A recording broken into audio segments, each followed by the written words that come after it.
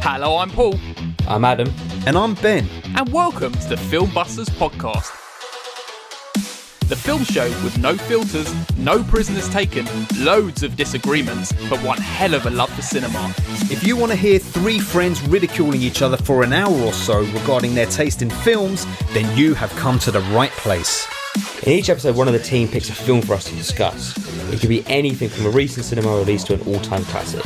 So, strap in and get ready to get mad or get vindicated as we guide you through the murky world of being a film geek. If you like what you hear, you can also find us on Twitter and Instagram using @FilmbustersPod. You can also find each of our individual accounts. I'm at Filmbusters Paul. I'm at Filmbusters Adam. And I'm at Filmbusters Ben. If you want to use your eyes instead of your ears, you can also visit the website at filmbusterspod.co.uk. And if busting makes you feel good, you can also support us at patreon.com/filmbusters for exclusive content. Or shoot over and get some groovy merchandise at society6.com/filmbusters. Alright, can we just get on with this now, please? Filmbusters. Hello everyone, welcome to Filmbusters. You have Paul. And Ben. And What was that? What the fuck's that? Sorry? I don't know how you say his name. Your own name? You're saying your own name. Andhadhun. What are you talking about? What are you talking about? The film we're doing today. Oh, I see, it was a gag. Oh, that was a very bad joke, Adam. Was it a very bad This joke? was a shit joke. Really bad joke. Even though you spent the last 15 minutes setting it up. No, I don't know what you're talking We're about. baffled by what you're doing, mate. Couldn't even understand what you were saying. I'm trying to eat my cereal. Yeah, that's just him trying to say his own name through a bowl full of Cheerios. Oh, Adam. Oh, that was such a great joke for us to set up a joke about you not doing the joke properly. That's why you were asked to take your headphones out. Of course, I thought there might be something like that. Hello everyone, welcome back to the episode. I just want to say, I haven't spoken about this on the podcast. I haven't really spoken about it with you guys either. I just want to say like a massive thank you for my wedding present. You guys sent me to the Secret Cinema. See, it was Guardians of the Galaxy 2. Yes. And it was such a fun time. You dress up as Ravagers. There's loads of different Ravager teams, and you basically become part of them, and you have to win. You have to win points and credits during the time before the film by doing different challenges and stuff. And there's like dance-offs you have to do. There's that you go to visit the collector, and you have to like sell stuff to him. So you're supposed to bring stuff from home, like CDs, mixtapes, and you sell it. So you sell stuff to him and say, "This is how much I want for it." Zoe sold me. She sold me. I was happy to go. She couldn't have got very much for you. She didn't get very much. Camels. Someone got more for a mixtape. So. But it was a lot of fun. Had some nice dim sum. Did you take a mixtape? I didn't, because I only realised when we were on the way there that you were supposed to take stuff. No. But she sold me. It made this little joke with the collector, so it was fine. Very good. It made it all worth it, because who else was selling their own husband? That's true. So That's it's good. 6 other people that probably night. Probably.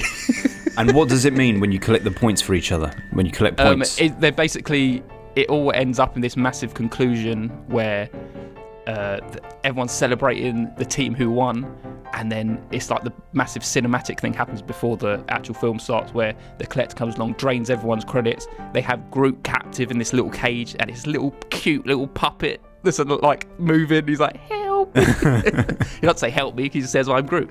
But oh, of course he does. and then all the Guardians come in, they're fighting, and it's like a massive visual 3D everywhere experience. You got to like watch everything at the same time, but it's fun. It's a lot of fun. And then we went and watched it in a spacecraft. And how was that? The actual film. Yeah, watching it in that setting. It was very good. I mean, I love the film, so it was great. Thank you for getting a film I actually liked. That's how much we and I love you, that I couldn't think of anything worse. But it ain't my present. Send him away. Yeah. I will not go. We were going to get you a different film, but What was the film we were going to get him? Dirty Dancing. But Yeah. Zoe, That's we worked correct. out that Zoe already was going to that. In fact, It funnily would've been- enough, we worked it out simply because we asked you for some date options that you were available, and you were like, "Oh, Zoe's at some Dirty Dancing thing that night," and me and Adam were like, "Oh shit." And Zoe would have actually, that would have been if you did get it, that would have been the third time she's been. To Dirty Dancing. Yeah, good job then. Her mate got it. Her mate got it for her, and she didn't realise she'd already been. So it would have been the second time someone made a mistake. I mean, I think we made the right call anyway, regardless, getting you Guardians rather than Dirty Dancing, right? Because in hindsight, even though you were taken with Dirty Dancing as an immersive experience, Guardians of the Galaxy is more up your alley, right? Than something that's for sure, based around young folks dancing the blues. Although I'd probably say Dirty Dancing is a better film. I mean, I'm in no doubt that it is. Yeah. Without even having seen the shite. That the shite. That man. Can we talk about the fact that man, I hope, never works again for the rest of his hideous little life? The Chris Pratt. Yeah. All of this talk. You're not going to go to the new Mario movie? No. I still don't understand how it's going to work. No, that Mario movie. Of course not. Chris Pratt should never work again. It'll work better than the other Mario Everyone's movie. cancelled, right? So many people get cancelled for various reasons and indiscretions. Rightly so, sometimes. Wrongly so, other times. This man is a homophobic right-wing Republican. You can't cancel someone for being right-wing or a Republican, but when he's a member of a church that is so homophobic, I think we can. Well, we all know what the church does. It's very protective of his people. Yeah, I know. And he married Schwarzenegger's daughter. It's almost like a power move. It was like, I need to get in with A, the Republicans, and B, Hollywood. I'm coming for Schwarzenegger's daughter. A big, strong Republican actor. I'm coming for his daughter. I'm coming for you. You insidious little beast, Chris Pratt. You Pratt. If ever there was a aptly named individual, it's he. Well said. There you go. But I'm glad you enjoyed the present. That's the main thing. I enjoyed the present. I enjoyed it very much. How long's the experience? We were probably there for a good 4 or 5 hours. That's nice. That's a good length of time. Yeah. Fuck me, man. You got to think the film's like over 2 hours, I think. So or like maybe just on the cusp of 2 hours. So yeah, it's like 3 hours just walking around, just doing shit. That's nice. And you had to come into London for it as well, like a big boy. It wasn't that far into London. It was only Wembley. Oh, that's very convenient for you if travelling to London. Yeah, and we're at my mum's as well, so it wasn't too far.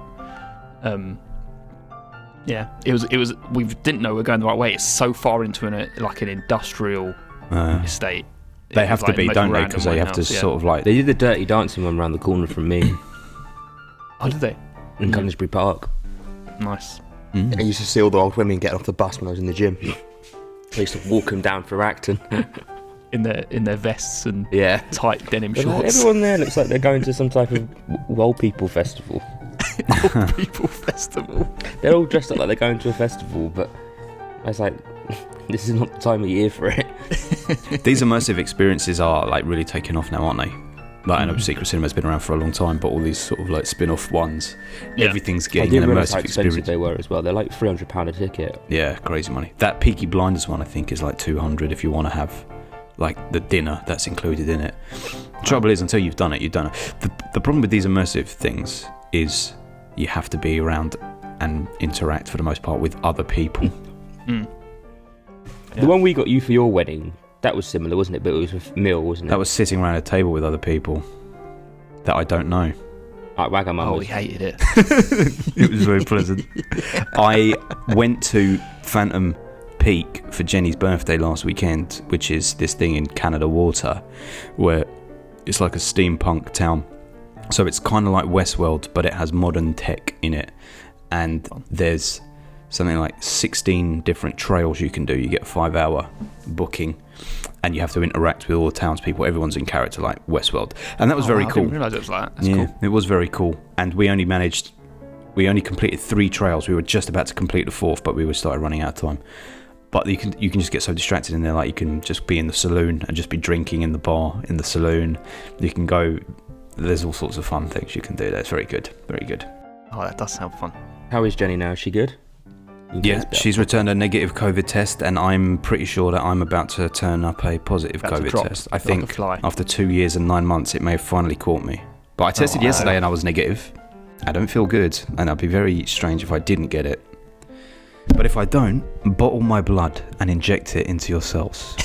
Because I made it a strong stuff. That's some Donald Trump I'll shit. be watching Weird Al Yankovic by myself. You'll be watching Weird Al by yourself, yeah. Right, should we move on to talk about, well, almost talk about the actual film.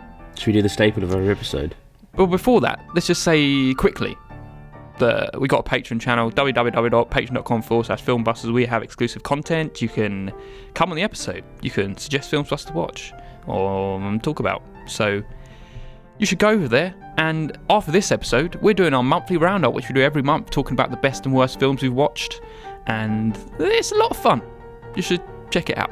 Yeah. But first, let's listen to this episode, which is about the 2018 film Andhadhun by Sriram Raghavan. I hope I pronounced that right. I'm sure you did. I couldn't tell you any of their names. Shall we move on to the staple of every episode, though, Ben? Yes. Shall we move on to the staple of every episode, Adam? Yes, because even though this podcast is recorded a week late, Ben's still a lazy bastard, and he hasn't actually done a quiz. So I was like, fuck it, I'll do a quiz. I think of some questions.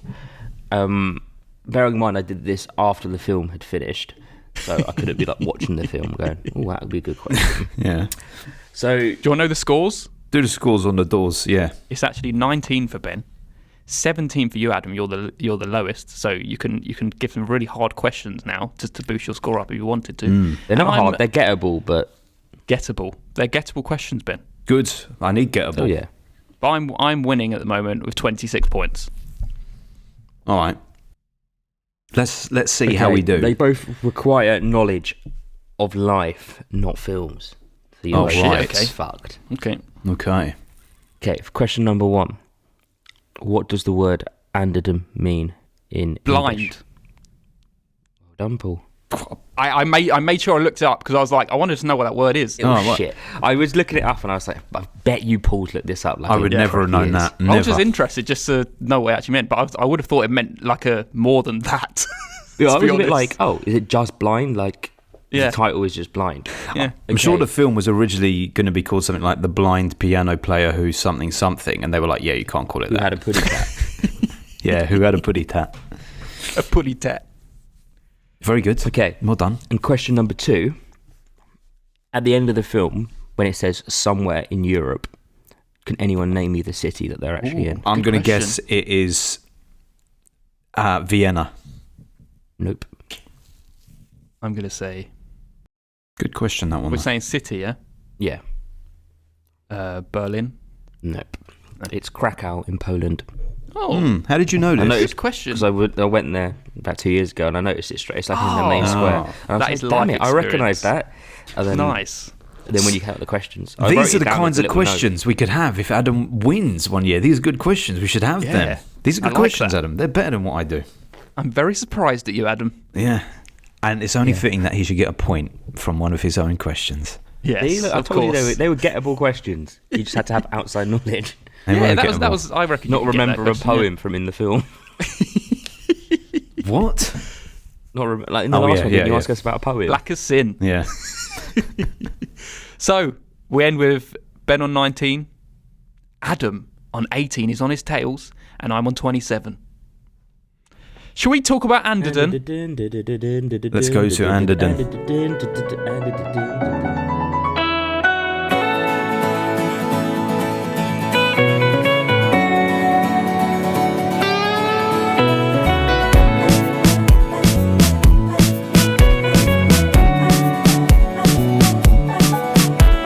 अरे अभी अभी प्यारा सा चेहरा दिखा है जाने क्या कहूँ उस पे क्या लिखा है गहरा समंदर दिल डूबा जिसमें घायल हुआ मैं उस पल से इसमें नैना दा क्या कसूर बेकसूर बेकसूर नैना दा क्या कसूर बेकसूर बेकसूर नैना दा क्या कसूर बेकसूर बेकसूर ऐ दिल तू बता रे.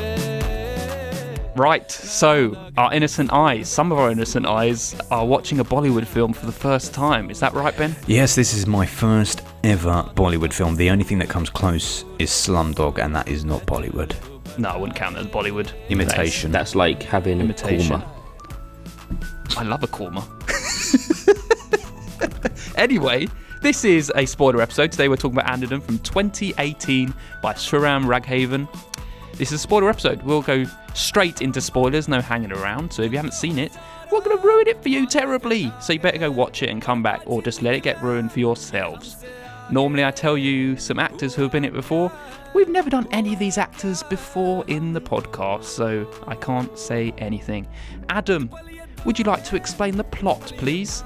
Yeah, so this film is about a man who's blind. Or is he not? And there's a lot of twists and turns in this film. And there's a cat. There's some murder. There's some piano playing. Yeah. And there's some crossing over and mischievous plans behind people. Good gracious. Very good. That was a very good... Nothing is as it seems. We, the audience, are blind to everything. Oh my god. Have you ever done a better plot description? I know. That's what they should have put on their thing. That plot description may be better than the film itself. We shall see soon. Shall we do our first impressions? Oh, please. Yes. So this is my pick. I get to decide what order we do our first impressions. Good. Let's just do Film Muscles order. I'll just go first. Okay, so this isn't necessarily my first Bollywood film, but it's still a little bit hard to grasp the tone. And like going into this film for about the first 15 minutes, everything just felt like so jumbled, and it was hard to see how anything was linked to like the random assortment of characters and like things we were coming across. But then around the time he revealed that he was not blind, I was like, oh, spoilers. That is like surprising. And then a whole like host of other unexpected things like happened. My favourite character, the sweet old actor, Mr. Dhawan. Oh yeah, he got killed. Yeah, I was like, oh, I quite liked him, right? And then Taboo blinding him for real. These random guys trying to take his kidneys. We just come across these really like romance that just kind of sprung out. I was like, wow, I thought this was quite straightforward plot, and then it's just like this random things just occurring. It was all very enjoyable until I suddenly realised I was clock watching. Mm-hmm. Right, it's like for what felt to be the film was wrapping up, it still had like over 30 minutes left, and I was like, shit. And then it was 20 minutes left, and I was like, that was only fucking 10 minutes. What's going on? I just kept checking like the clock, and it felt like the back end was just really dragging, even though I was still kind of enjoying it to some extent. It was good. I had a good time, but I'd really felt that runtime. I felt that runtime a lot. That's my first impressions. Boy, felt that length. Length. I'm going to agree to you on the fact that I felt the length a lot. Yeah, like you said, it was just like, was it 2 hours 20, the film? Was it 2:40, I think? Is it that long? Maybe it was 2:20. It felt like 2:40. I think it was just over 2. Yeah, but it felt every inch of it. And also, I just felt the whole storyline, the whole way through, was just so convoluted. Like you said, it was just so jumbled, and it kind of steadied it out for a bit, and then suddenly they would go, let's just jumble it all up again, and it just felt like it was too much all the time. It was like, let's make twists and turns for the sake of it. Like, they didn't allow anything to pay off. They didn't give anything a long enough time to like establish itself into the storyline and then pay off for the next twist to then be, oh no, they've gone back on themselves, they've gone forward on themselves, and it just kind of leaves you like, what? It's just very erratic, and it's but it's still enjoyable. And then you, like you said, Paul, you get to like an hour and a bit in, and you realise you've got half an hour left, and you're like, okay, when's this going to end now? And every scene towards the end felt like an ending. It was like in Batman, when it was just slowly, the last half hour, every 5 minutes, you're like, that's an ending. And then it goes, oh no, we've got another bit coming here. Like, and I feel like they should have ended it on certain points. And they could have ended the ending that they did, they should have included it into the story and not the way they did it. But we'll talk about that in a bit. Yeah, I agree with most of the things that you two have said as well. Yes, I felt the length very early on. I started feeling the length, but there were enough little surprises and twists along the way that each time, just when I thought the film was about to lose me, it twisted slightly and it made me go, huh, okay. And I was like, okay, I'm coming along. But you're right, I never considered this, Adam. They didn't leave long enough to pay off some of the twists, like when those people reveal themselves to actually wanting to be harvesting his organs. The turnaround is so quick between that and then being like, oh, but we can actually use him to get money from that woman. And it's like the double cross that then happens on the back of that comes too quickly. So that's probably why it feels so fucking jumbled all the way through as well. I think the main problem for this film, and it's not the film's fault, it's from my fault as a viewer. I'm assuming maybe the case for you too, but if you know Bollywood better, it may resonate. It's not having context for Bollywood films. And I feel like so much of this was almost like a homage to classic Bollywood films. Like the older man was like this classic Bollywood actor. I have no point of reference for that. I don't have a point of reference for the character of Taboo, who I've subsequently read is sort of like spoofing some of the past roles that she's played. So perhaps for a Bollywood audience, they would really dig that, but I have no frame of reference for that. So it's just falling flat. So a lot of that's just dragging out. I really don't care for putting songs in films unless you're going to be a musical, like a musical. I don't want songs in films. And I was grateful that there wasn't many, but every time that they popped up, I'm like, come on, man, this does nothing for me. Too much was disconnected. It felt like loads of genres into one, which was kind of fun, but also kind of like, I can't get the measure of this film. So I couldn't really fully immerse myself and say that I enjoyed it, but I wasn't bored, but I was struggling with the length of it all. I think that's a good way of saying it. Yeah, I wasn't like, I need to turn this off, I'm bored. I'm still enjoying it all. And even apart from all the criticisms that we've kind of just spoken about, but at the same time, it was like, yeah, like where were we going with the film? Like, you should have established it by now. Like, so I mean, here's the big question: what is the film about? What is the message of the film? What are you meant to take from it? Is like, if someone said, oh, why did you recommend Andhadhun to me? You'd be like, because it's a film about... It's almost like it plays out like the way a road movie would, where it has like one kind of direction, but then it's just loads and loads of random stuff happens that's in like not really connected, but it's kind of goes along with the main storyline. And that's the only way I can really describe it. It's like just loads of different stories latched onto one singular story, where it's some guy who wants to go and move to Europe to be a piano player, and he pretends to be blind. And then he gets made blind. Yeah. And then they're like, we'll make you unblind. And then... But does he? He doesn't get unblind. No. Or is he blind? He might still be unblind at the end. He's like, unblind. So he can see at the end, right? I don't think he can he? Yeah, so that final shot when he's walking... Oh, yeah, he did. Yes. He picks it up, the can out of the way. Yes. And I think the filmmakers probably thought, oh, this is a really cool moment. But I had to rewind it because I was like, huh? And I was like, oh, right, he hits a can. I was like, they end it after watching so much movie to end it with him whacking a can.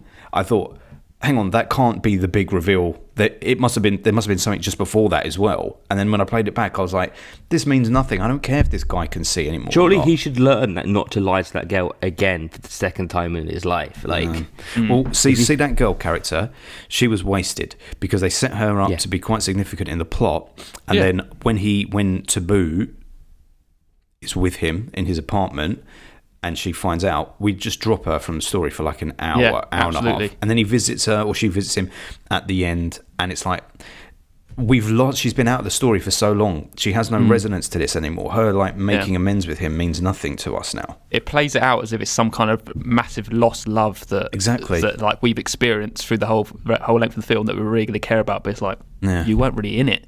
So why should we care about this? It felt to me they were going for that La La La landing, and that's when she walked into that thing and started playing. I was like, they're just doing La La Land here, and that would have been kind of a little nice way to end it. I think that's kind of the sorrow that he could have ended it on, with like him being blind. He doesn't know that she's there, and like the person he wants the most is in the room, but he has now. Yeah, that's true. Because he's lied and fucked around and I think it would have played better. She's there.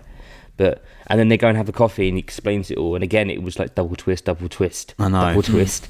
When I think, they could have maybe worked that out in the actual. Yeah, it definitely could have ended there, couldn't it? In that bar with him playing piano and not knowing it's her.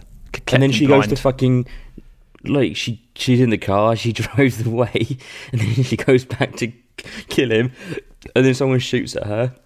Yeah, see, that's like what you're saying, Paul, is like it's a bunch of random things that are tagged in. Like, they open the movie with that terrible CGI rabbit. Is it rabbit? Yeah. And the shot and the crash. And then at the end, more budget by the end of it. Yeah, it comes back at the end. And it's like, what? So? Why? Like, why is this connected? And why should I care? Like, it's almost like someone did a bunch of post-it notes. Like, we could make this film, right? We could just go, each of us do an idea. Ideas, all right, put them in one. Here's an example. Each of us come up with a completely random scenario, like man shoots at a rabbit but ends up shooting a car out. Go. Each of us do one. Then a guy dressed as Ronald McDonald walks out into the roadway. And a bunch of balloons from a nearby party drift over a fence. We see a shot of that. And go on, Adam. And then the cafe blows up. Okay, so what you've got going on here, is what did you say about Ronald McDonald? This is how he's walking across the road. So Ronald McDonald is walking across the road, yeah? Mm-hmm. As he's walking, the balloons from the nearby party drift across and past him, and we see him watching them. Cut to people sitting in a cafe talking about their lost love, and they're finally reconnecting. They're so glad they found each other. And as the balloons drift towards the cafe, Ronald McDonald pulls out a gun and shoots them, and you find out there's actually explosives in them which blows up the cafe. And it's like, fine, you have a few ideas and you stitch them together, but that's so it doesn't mean anything. This is the thing with what makes film, right? And it's like a cohesive story that's all kind of stitched together properly. Whereas I kind of felt like this was almost like, this is what life is. Just things aren't all played out like they should, and random things happen. And because it's like it just so happens that the man trying to shoot at the rabbit is actually now hitting the car that was supposed to hit the guy. And it's like, this is just how life plays out, but it's not necessarily works when it's just in a story kind of thing, you know? It's just freak accidents. And I think because it's not a believable story by any stretch of the imagination, and it kind of isn't pitched well enough for you to be from the off, this is just going to be a romp, an adventure. It kind of pitches itself early on as kind of slightly believable. Like, when you started watching it, did you think, okay, I can't be taking any of this seriously? I was like, okay, I have to take this seriously. And then as the twist started happening, it was like, okay, where's this shit come from? I mean, although I did really, if it wasn't for the twists, I would be so fucking bored. Even more so, like seeing as soon as. So when you realise he's not blind, I was like, okay, it did pique my interest. I was like, oh, okay. And then in the apartment where you find out the actor's been killed, I thought that was a really great piece of storytelling. Yeah, that was done well. Wow, he has to pretend he's blind here. It was a very good scene. Very good scene, yeah. And the whole fact that he walks into that bathroom and you're thinking, okay, this is where he's going to start breaking down, freaking out. Why is he still washing his hands? Because there's a fucking guy standing in there with a gun. It's like, clever. It's very well shot. Yeah, that was. And very good storytelling. Yeah. And those are the bits I really liked. But it's like, but now you want to do other things on top of that, and it's like it's just getting a bit too messy. And I would have preferred it if we had stayed. Like, if the film was always going to be the length that it was, I'd have preferred it if we'd stayed with the characters from the first half of the film than the second half. Because even though that doctor, who was like shady doctor and having to deal with his family and stuff, was kind of a slightly funny character, I just didn't like that part of the story. That second half. It could almost be a different film. Yeah, in some senses. But those characters from the first were good. Even to the bit where he's like, I think the base idea of this guy who's pretending to be blind for his art, and he gets caught up in this murder scheme, and the fact that he walks into the police station, it's like, okay, I just have to confess that I'm not blind. And then the fucking police chief is the guy that she's been sleeping with. It's like, very good. totally didn't clock until like 15 minutes later that's, really? that's who that guy was. Because when he went in there, I was like, oh, why have you bottled it? Is it because they're leaning in intently and you're like, oh, this is too much pressure? I didn't clock. Yeah. But surely, this is the thing. Surely, if you are that police chief, right? Mm-hmm. At that moment when he walks in and says, I'm come to report a murder, and then immediately talks about his cat when he's looking at you. If you're that police chief, you're like, right, well, this guy's not fucking blind. He's seen me. He's come in here and now he's backing down because he's seen me again. That's the whole point, really, because he immediately after that goes to his apartment with him to find but the cat. but he doesn't kill him, or he doesn't try and take him out. He's just like still suspicious to see. But I mean, would you if it was all an accident? He killed himself, didn't he? Did he kill himself? The husband? He accidentally killed himself? I can't remember. He picks up his own gun and accidentally kills himself. I can't remember. It's been. I can't remember. Yeah, I don't think the police, like, no one. I'm sure he picked up the gun because it was on the table next to where he was standing when he saw him in the bedroom. Mm. And then I think from memory, I think he accidentally shot himself, and then they're trying to clear up what happened. Mm. I mean, it would have been easy to just say that he killed himself than try and cover up the death. Yeah, it would have. But I feel like because that was not what they did, he didn't go out his way to kill him. Yeah. It's not to say that he's a murderer who's going to try and go around killing everyone. So I don't think he would immediately jump to, I need to kill this guy. I wish I'd realised that more then, because I think I kind of assumed that they had killed him. It obviously passed me by, or I must have looked away at the moment when he shot himself, because that changes the dynamic of that whole thing slightly. You don't see it. You don't see it. So it's you're made to assume that they killed him. Yeah. But later on in the story, she says that it's not what you think. He actually killed himself. Can she be trusted though? Yeah, that's the thing. Can she? When she's fucking poisoning your religious offerings. Is this the bit when she's shooting through the wall? Is it his wife shooting through the wall? That's the cop's wife shooting when he's in the bathroom. Yeah, in the bathroom. Yeah. She finds out that he was sleeping with her. He's cheating, yeah. Some positives. I did like the Taboo character, and it was interesting that you had to go to Bollywood to get a lead female character just doing her thing, because like her whole thing wasn't just based on her relationship to a man. It was like she had her own fucking story. And I like how she kind of fucked off and just made her own life without him in it as well. Yeah. Like so many films we've had her single, and like at the end of it they would have got back together. Oh, I see what you're talking about. Okay, yeah, you mean the one girl, the girl from the first hour. Yeah. No, that's true. And her as well, yeah, I guess that's true, because they're not back together like I don't know anyone's name in this film, I can't remember anyone. Well, I only know Taboo because Paul said it up front. I didn't fucking remember. Taboo is the woman who is married to Taboo, the older Akash, actor. Akash, the main guy. Sophie's the girlfriend. Okay. Sophie, it's a very Western name. Yeah. But I like that she... Like, even at the end, you kind of didn't know if you could trust her or not, because when she was like, okay, when she had her blindfold on and was tied up, no, I can't remember how it was, but she had to navigate him to helping her get out of that chair, and then it's like, is she going to turn on him? Yes, she is. And then the doctor sides with him during the struggle, and then he's in the car with the doctor, and she's in the fucking back, and then he's like, we can't leave her there, we can't just leave her for dead. But then she kills the doctor, and then she gets in the car. All that way, I was like, I don't know, can we trust her? Is she going to be like, okay, now that I've heard you saying you couldn't leave me back there, I'm going to let you live? But no, she was still going to fucking kill him. I think she was going to get away with it, and then she was like, fuck it, like, I can't live with the stress that he's still out there. Yeah, let me just do him in. Yeah, I think she was quite a good layered villain, really. She was. Yeah.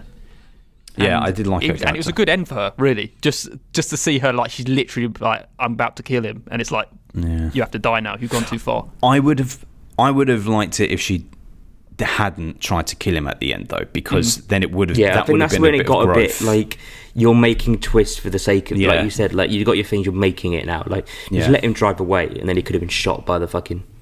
It would have worked better. And the guy shooting the hair. Yeah, that whole shooting the hair thing is just like, why? Why put that in? It's not like clever. It's not like I went, oh, and that's the rabbit shot from the beginning. It's like, so what? It's only because you showed us at the beginning that we're going, oh, okay.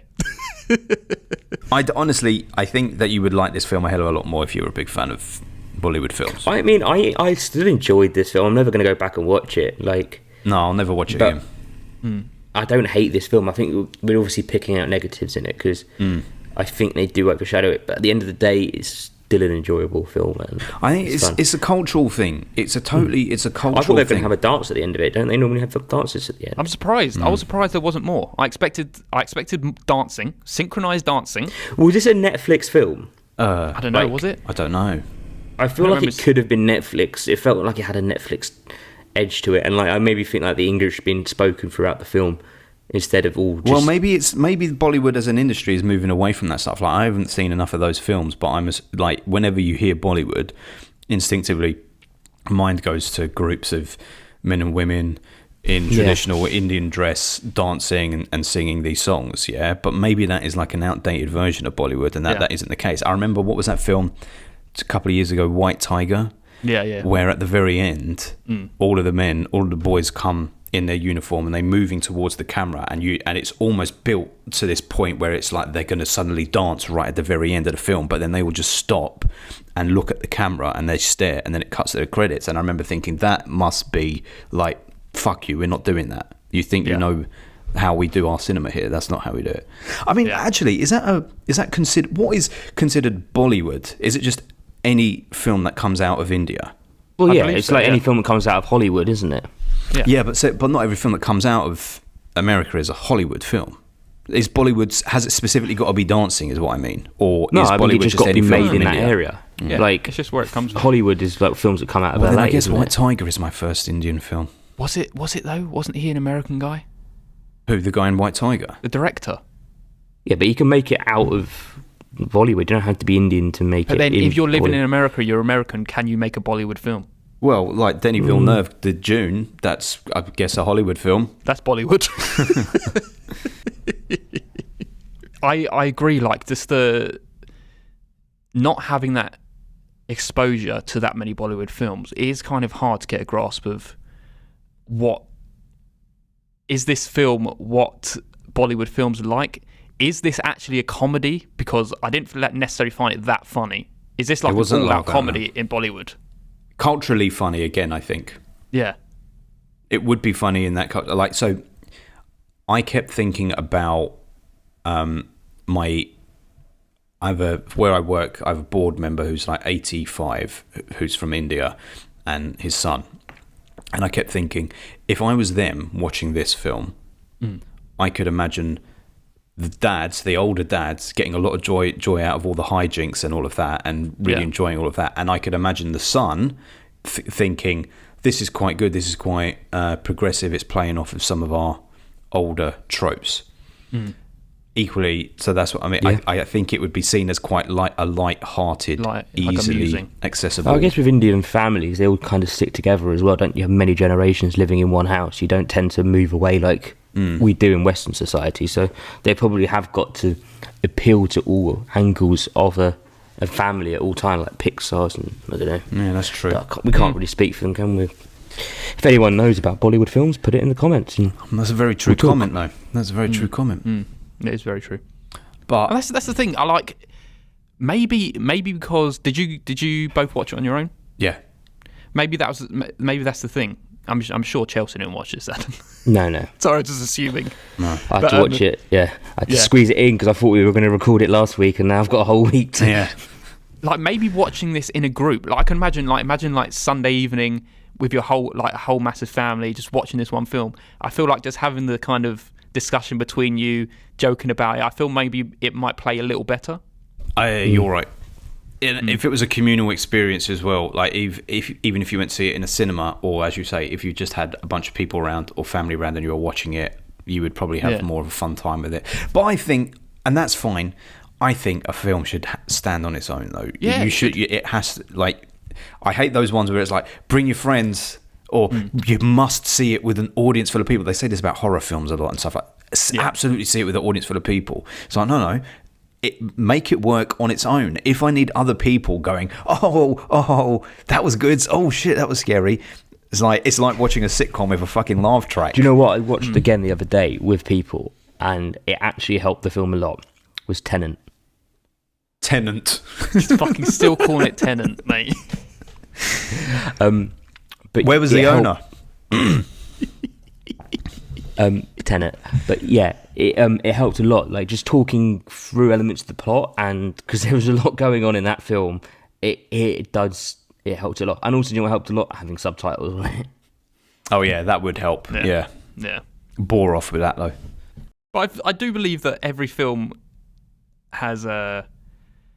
should be experienced in its own unique way. Like going to watch, for example, Blair Witch. I'd say that's perfect to sit at home watching on your own in the dark. Oh yes. And then going for like a communal experience. It definitely depends on what genre. Maybe like a slasher or something like that could be better appeal to a bigger audience. Yeah, but with jump scares. I would hate that though, because that would absolutely remove it from me. I'd rather watch it at home by myself than in a theatre full of people who are like screaming or jumping, because you have to be quiet. For me, if you're going to be noisy in the cinema, it's never going to add to it for me. The only thing I guess it might work is for a comedy when people laugh at the funny bits, but then equally when you see when people laugh at every fucking thing, and you're like, yeah, but that bit wasn't funny. That bit wasn't funny. Funny to somebody, Ben. Yeah, I know, but it's just I may as well just laugh. You're just too miserable. I'll laugh when someone makes me laugh. You know. There's only one film that needs to be experienced in a group, and it's not very good on your own, and that's Hard Ticket to Hawaii. Yeah. Yes, stuff like that. Absolute trash like that. You should. Yeah. And Jackass. You need to watch that in a group. But see, now check that out. Jackass is a good example. When I was in Canada back in 2010, Jackass 3D came out, and we went to see it in Vancouver in its multiplex. And there was this group of boys, young teenagers, like 3 or 4 of them. And every time a stunt happened, regardless of what it was, this one was going, ha ha ha ha ha, and he was slapping his leg. Like, who slaps their leg? Like, that's an old man's thing from the 1920s. Slapping his thigh while he was laughing. And it's like, it's not that funny, mate. Like, we've just seen a stunt. That bit wasn't even funny. It's just we're seeing something. Canadians. Nothing ruins things like other people. The South Park Canadians. Canadians are the best, mate. I fucking love them. We'd like to go to They're the best people. Should we give our final reactions then to this film? Hang on a minute. Give our scores. I want to talk about a kitty, cats. Okay, there wasn't enough of it. There wasn't enough in it. I was And very misled by that It poster. kind of got thrown in halfway through. It's like, oh, he suddenly got a cat. He was there Where from the the hell off. did the cat come from the first They half? spent more time focusing on him pouring out the cat's milk and whatnot than they did on the cat itself. And every time that cat turned maybe up, they only had 20 minutes with the cat. that cat was definitely not eating and drinking what he was putting down, because that cat was so scrawny. At some point, I did think they had a CGI cat as well. Oh, it was a goodie. It was a goodie. It was. I think it was a Were proper... you worried that he was going to die when she was in the apartment? 'Cause Oh yes. It drinks. Yes. It drinks the stuff that she poisoned him with to make him blind. I thought that was going to happen, yeah. So here's something. The cat could be blind. When Maybe. I'm gonna He's worried now. I'm gonna He's lost his rewatch. shit. I'm gonna rewatch this bit here. When she comes in to Boo and she brings him the offering from the funeral. She brings him. There's a little food or drink or something, and she gives it to him. Right. Mm-hmm. As she gives it to him, she sort of turns away. And while I was watching it for the first time, it appeared to me that he was already suspicious and he discarded the offering.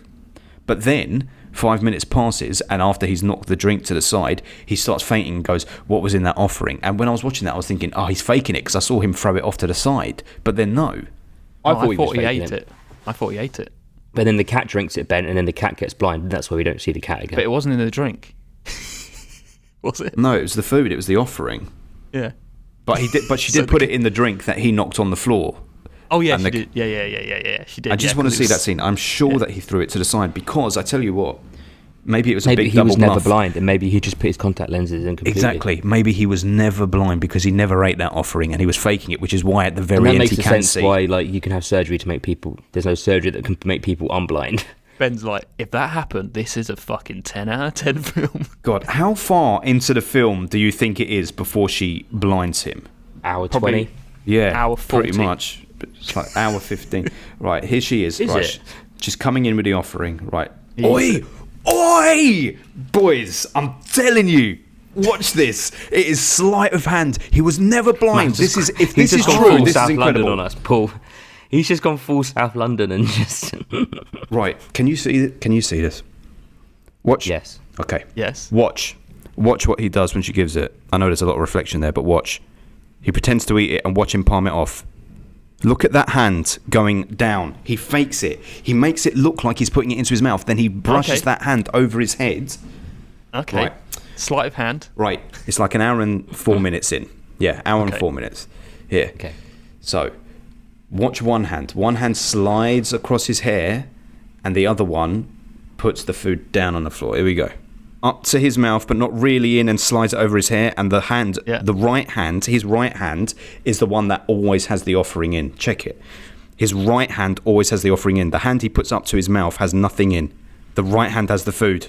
Oh, yeah, I see. He's never blind then. I mean, I don't know if that holds up, because when he's by himself, he would surely be acting... Yes. I knew, mate, I knew that was the fucking case. The first time I watched it, I was like, they're going to reveal this at some point. Maybe he went true blindness and made her feel guilty and thought... I think that's a fucking big old Easter egg there, I think. Maybe you have to contact the director and ask him. Oh, how can we discuss... This is the only place to discuss this. It's here. Let's get hashtag did he throw the food trending on Twitter.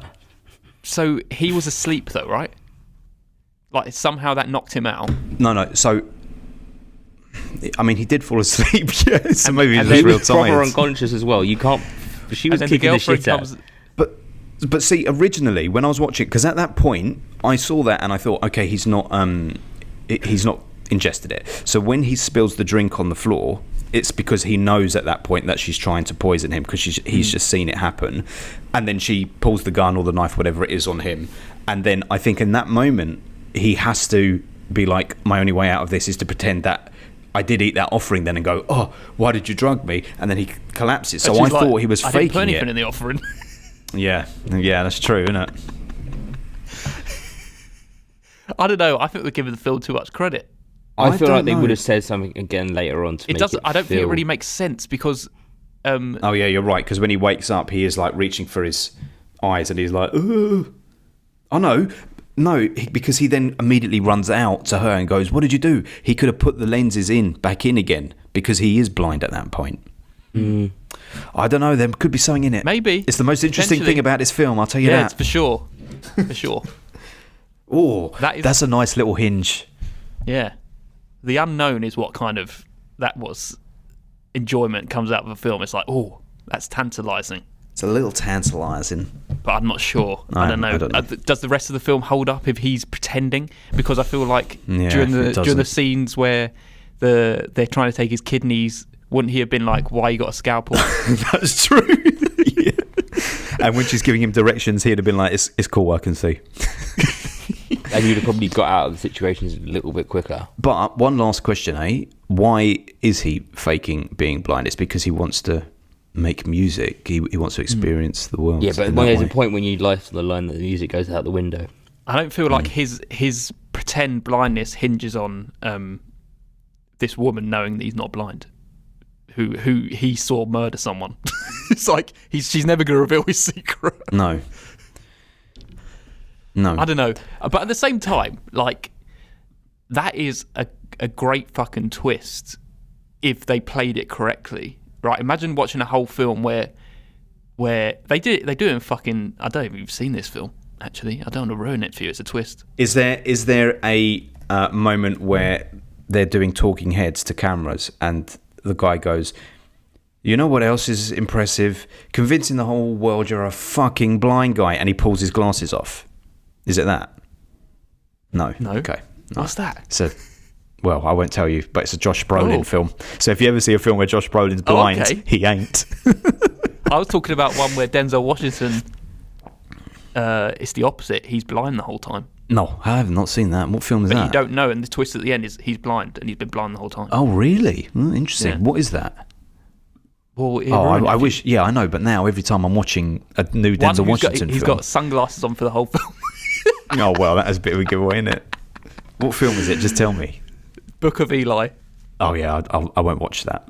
I don't know if you like anyway. No. But I think that is a great twist to be like, especially if it's an unknown one, right? Yeah. Imagine someone blind for a whole film and they play it at the end, they don't actually explicitly say, but at the end, he hits a can with his stick. And it's like, and it ends. Yeah, yes. It's like, oh shit, so could he potentially not be blind this whole film? But the fact that it doesn't say is more interesting than the fact they do say. Yes, that's true. I feel, yeah. Well. But yes, those are a load of blind films for you to go watch. Scent of a Woman. Is Al Pacino blind in that? Yes. Oh, cool. Actually, I did know that. Well, I thought you were being sarcastic the way you just said that. No, I'd never seen it. No. Good film. It's a good film. Other blind films? Anyway, should we give our scores? Yes, Adam's desperate to give scores. Okay. Well, we're just fucking going around in circles here. We are not. I've just blown the lid off we'll this just fucking thing. spoil a load of other films that people probably haven't watched and might have been planning on watching without giving them a heads up. Pacino being blind is not a spoiler, though. Yeah, but there's other films that we... All right, let's do the magic. Okay, me first. As I said, although I was clock watching the whole time and there's clearly some holes in this plot, I'm sure we might have just shown some holes just then by trying to think that he might have not been blind the whole time, but that would even show even more holes potentially. But I still enjoyed it to some extent, and it's just getting a 6 out of 10 for me. Okay. I'm going to say the same as Paul, but I'm going to give it a 7 out of 10. Oh, very unexpected from young Adam. I did enjoy it enough not to give it a 6. I think 6 is harsh. Oh, well, okay. I certainly didn't enjoy it enough to give it a 7. It's a 6 from me also. I think the main thing is all the interesting things that happen in it are not enough to save the runtime, and the fact that the most interesting thing was potentially discussing something which clearly didn't happen in the film says a lot. But, Unless it did. But I can completely see if someone living in India, very familiar with Bollywood cinema, was like, this is like a 9 or something. I'd be like, yeah, okay, I could see that based on the frame of reference. So it is absolutely no shade on this film. I don't want to say negative things about it. It's just that wasn't for me. Fair enough. All right, folks. Well, that means that we've averaged out a 6.3. So we're going to go to our scoreboards and decide what it is and isn't better than. First up on our 6.3s, our 6.33s, is the verdict. Better or worse than the verdict? I'm going to say that it's better. I will give I say the verdict's better. You said the verdict's better. Okay, I say this is better than the verdict. So, Adam, you're the decider.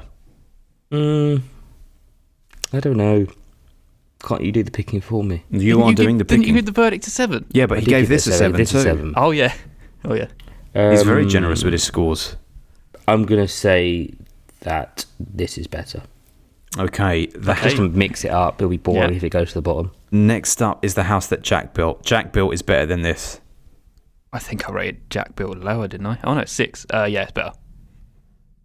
Okay. Well, there you go. So so that's where it sits. So, listeners, at the bottom of our 6.33s, we have the verdict, and then above that is Andhadhun, because it is not better than the house that Jack built, Bride of Reanimator, Frozen 2, Terminator Dark Fate, or Tetsuo the Iron Man, which are the others that are above it. And it is perilously close to that relegation zone of the bottom 20. Perilously close.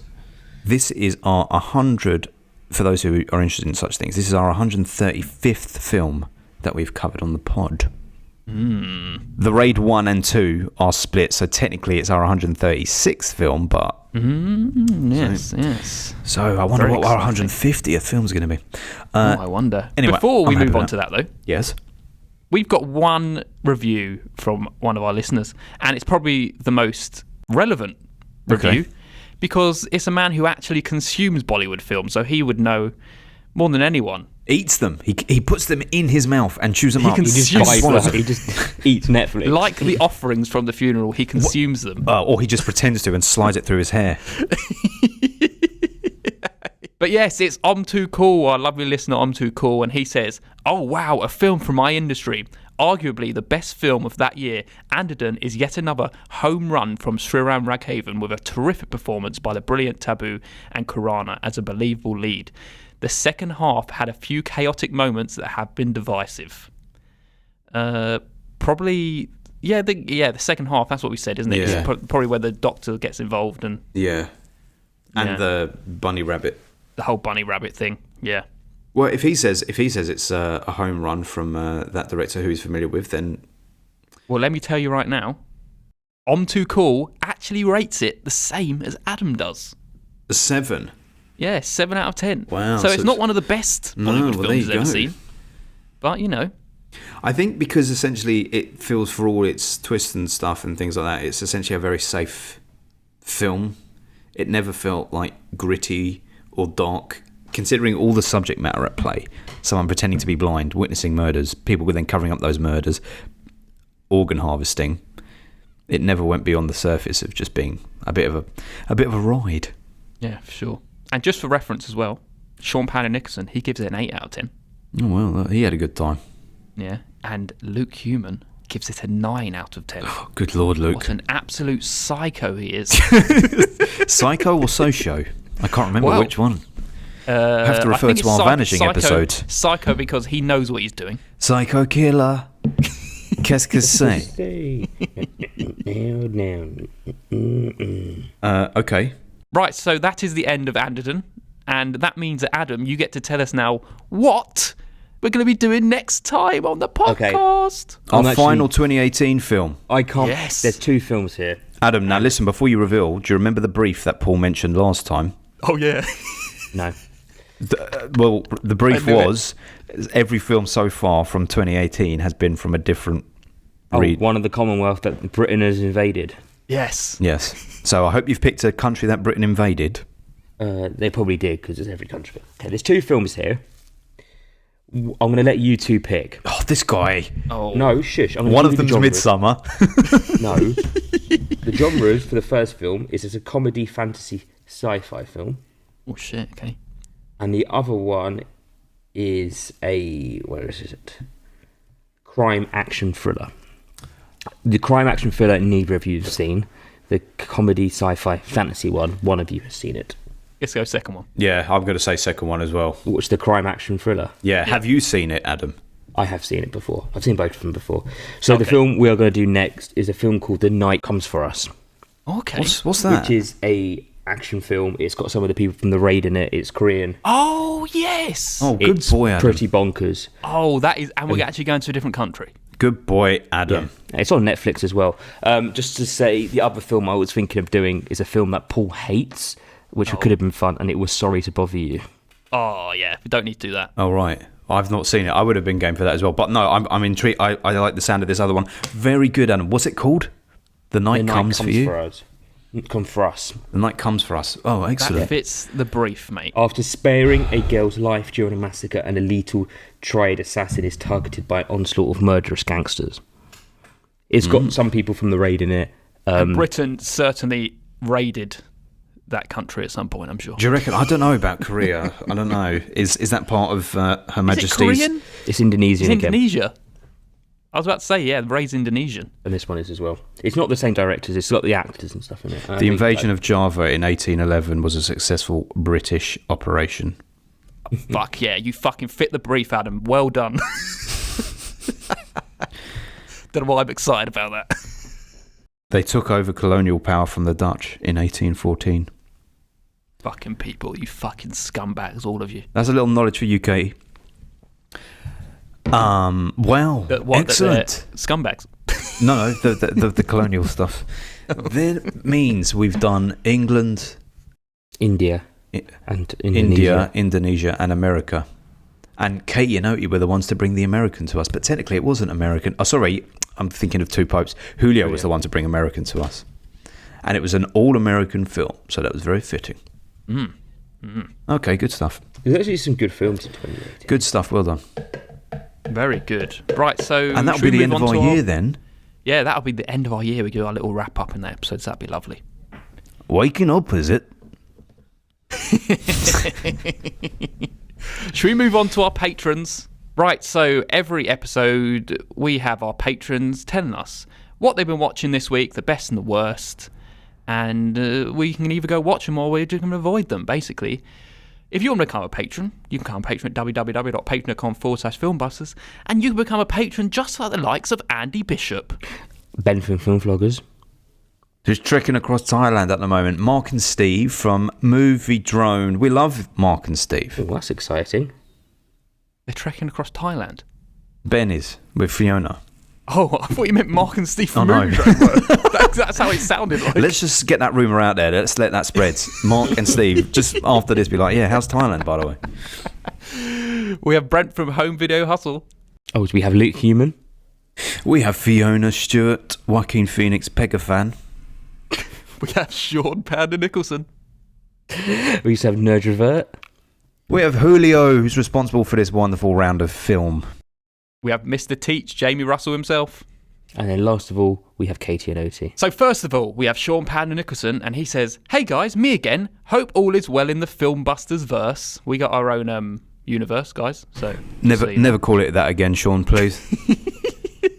Okay, so best thing I watched was actually a rewatch of Regina King's fabulous One Night in Miami. I don't really have anything to say about it that hasn't been said before, but I love it. The performances, the score, the setting, the story, Leslie Odom Jr.'s voice. It's wonderful. I also watched Eon Flux and it was shit. Love you, bye. Yeah, we spoke so much about that film as well. I think we've said everything about it. We've also done an episode on it. It's a cracker, One Night in Miami. Go ahead and listen to Absolutely. it. My dear wife is on it. Oh, yes, she is. Yeah, because Paul wasn't there. I wasn't. Paul was very racist back then, so he would refuse to see that film, listeners. Next up, we have Nerd Revert. He says, "Hey, strangers." We haven't been away for that long. No, he's the stranger, because he's been away for ages. Yeah. Oh, okay. Where you been, Nerd Revert? We've been waiting for you to throw us a couple of comments, aren't we? Give us a bone to chew Well, on. he's going to give you one now if you shut the fuck up. Oh, I'll listen. He says, "A surprise best time first watch for me was Moulin Rouge. It's just a what the fuck is this moment after another. Texas Chainsaw Massacre 2 was a recent first time watch, and I'd also recommend. Absolute bananas, but in that fun way, much like Moulin Rouge." Very different. Very different, but I can absolutely say Texas Chainsaw Haven't Massacre seen 2 either is a of them. good time, man. It's different. It's not as good as Texas Chainsaw. It's very different, but it's a good fucking time. It's a bit wild. I like it. He goes on to say, "Worst was easily Candyman: Day of the Dead. I had to complete the series, and well, Tony Todd didn't deserve that. Nobody deserved that." Let's see what I gave Day of the Dead. I don't think I've seen it. I gave it a 4. No, there you go. So yes.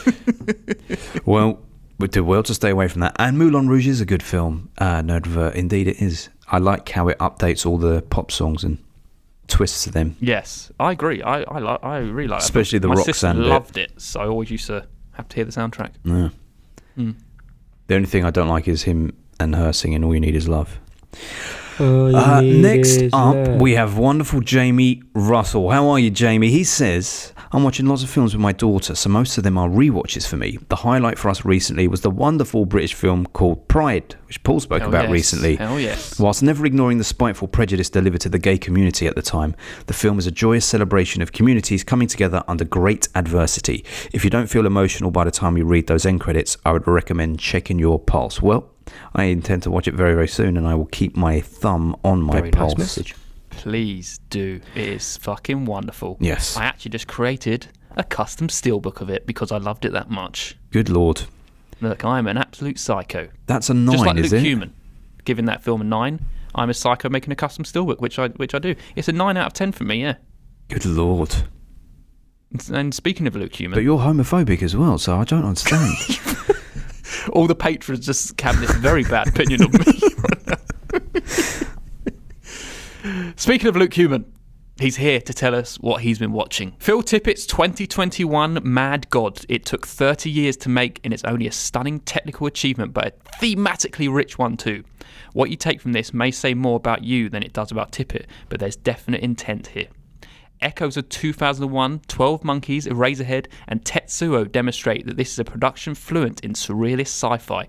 The only negative is that there's so much going on in each frame that it's impossible to take it all in a single viewing.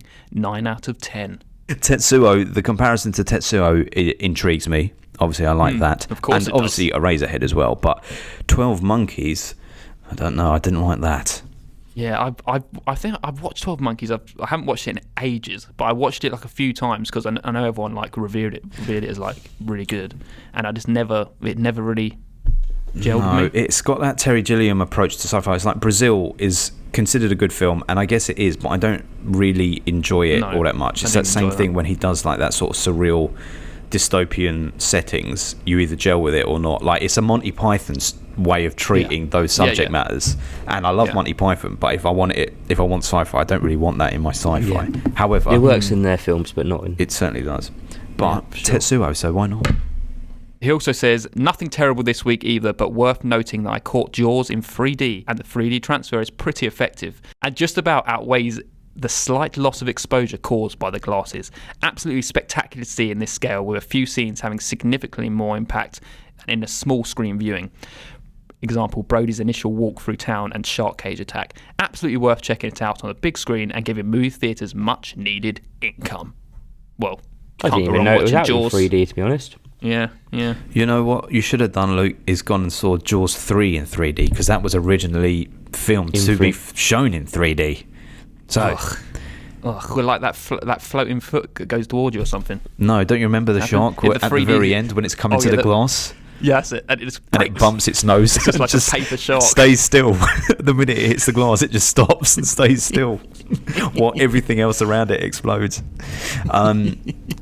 Very good. Yes, I think Jaws in 3D would be mighty fine, but I guess you have to see that at the IMAX, right? Yeah. They shut down the IMAX on South Bank. What? Why? They shut it down for a month. Oh, that's okay. They're adding a second screen and they're updating it all. Oh, fine. Okay. Good. Putting like new speakers and shit in there. We love the IMAX. Very nice. Well, thank you, patrons. Thanks. That was very good. Thanks for all those suggestions and not suggestions that we shouldn't watch. Bruce Springsteen. Juice Springsteen.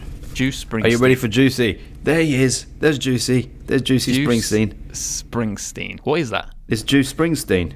What is it, though? A beer. Oh, very nice. See him? You drinking that already? Very early. It's only 10 o'clock right now and you're drinking a Juice Springsteen. Only a little coaster. Oh, okay. But there he is. See Juicy going?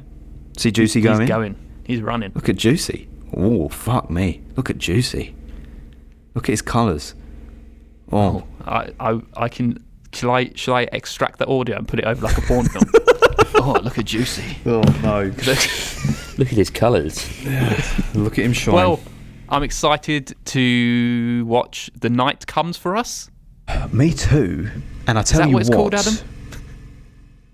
Yes, The Night Comes for Us. Thank you.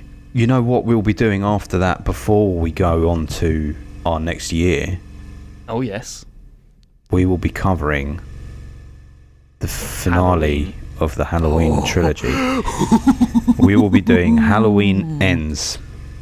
So I forgot about that. That's what you'll Are be we hearing actually doing next, Halloween folks. Ends? Of course we are. Of course we are. In what world would we not? Tales Busters.